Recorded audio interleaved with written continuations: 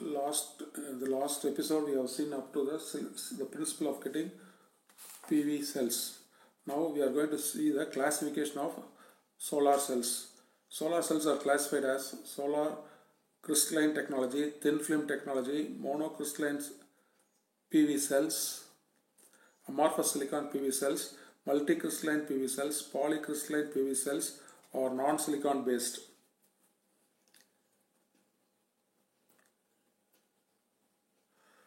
The solar cell that is famous and the major role is played by the crystalline PV cells. The majority of PV cells produced today use crystalline silicon CSI as it is the light absorbing semiconductor. The CSI technology has originally developed for the semiconductor industry to produce PV cells for integrated circuits and microchips. These PV cells have energy conversion efficiency up to between 11 to 16%. The energy conversion efficiency of the solar cell is the percentage of incident sunlight converted into electricity, while the efficiency of CSI is high. It absorbs light energy poorly and requires many layers to perform efficiently in solar applications. The two types of crystalline silicon technology used to produce PV cells are mono and multicrystalline silicon. Crystalline are also called polycrystalline. Monocrystalline crystal silicon solar cells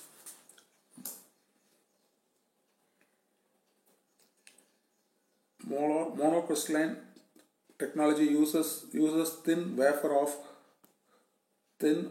sliced silicon, thin wafers of sliced from a single pure crystal silicon ingot. The silicon cell has N or P type junction structures, where the base material is P type, and it has thin diffused in N layer at the top of it.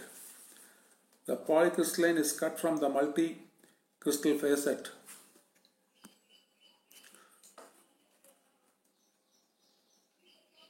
Silicon crystal. It is less costly as compared to the monocrystalline silicon cell. Polycrystalline silicon cells have efficiency in the range of 10 to 14%.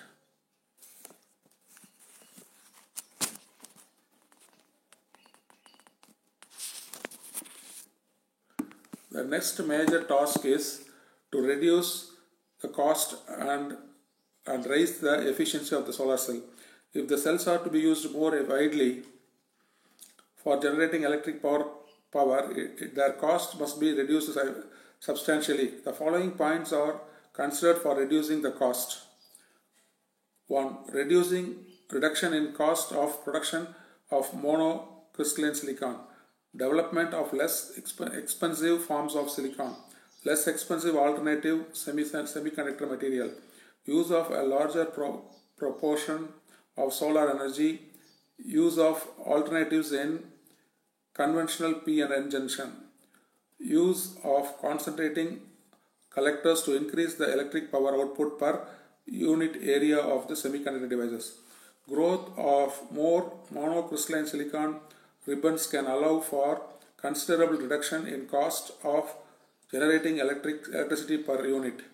Instead of using expensive single crystal silicon, we can go for cheaper polycrystalline silicon. Another method is usage of thin film solar cells in amorphous silicon instead of single crystalline silicon. The efficiency is around 10%. The cost of photovoltaic cell may be reduced by alternatives to the conventional P-N junction with two semiconductor materials. The electric power output of the photovoltaic cell is proportional to the rate at which solar radiation falls on its surface.